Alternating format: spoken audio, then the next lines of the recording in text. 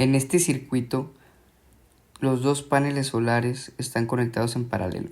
Panel 1 de 3 voltios y 150 mA y panel 2 de 5 voltios y 160 mA.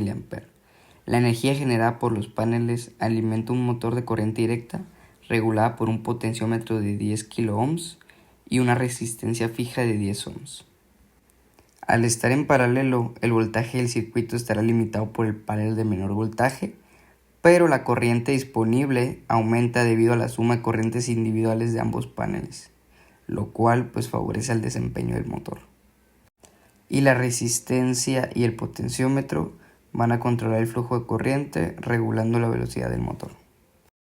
Al pasar a la parte práctica donde medimos los voltajes con diferentes fuentes de energía, de luz, obtuvimos el voltaje más alto con 3.47 voltios, que fue fuera del laboratorio, mientras que los más bajos fueron dentro del laboratorio.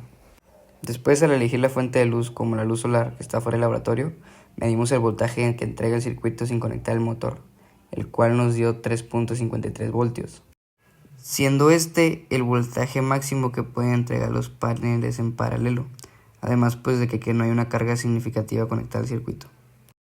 Luego, al conectar el motor y medir el voltaje sobre el motor, con el potenciómetro en cero, vemos que nos da un total de 0.15 volt, ya que la energía se disipa en la resistencia fija. Luego, al medir el voltaje en la resistencia de 10 ohms fija, con el potenciómetro en cada uno de sus extremos, tenemos que cuando el potenciómetro está en 0 ohms, el flujo de la corriente es mayor, lo que genera un pequeño voltaje sobre la resistencia, que es el voltaje de 0.21 volts. Y con el potenciómetro en su máxima resistencia, o sea, a 10 kΩ, la corriente prácticamente se corta y no hay voltaje en la resistencia. Y luego cuando medimos el voltaje en el potenciómetro, cuando está el potenciómetro en 0 ohms, o sea que no introduce una resistencia adicional, este permite que fluya la máxima corriente en el circuito, lo que provoca como resultado que nos dé todo el voltaje disponible, que es 3.42 volts. Mientras que el potenciómetro, cuando está en su resistencia máxima, que son 10 kΩ, presenta una resistencia muy alta, lo que limita drásticamente el paso de corriente. Y por esta razón hay una caída de voltaje, lo que nos da como resultado 0.16 volts. Luego medimos la corriente total del circuito con el potenciómetro en 0 ohms, que al no haber una resistencia nos dio un total de 114.8 mA. Mientras que cuando está a 10 kΩ, el potenciómetro introduce una resistencia tan alta que corta la corriente y como resultado tenemos 0 mA.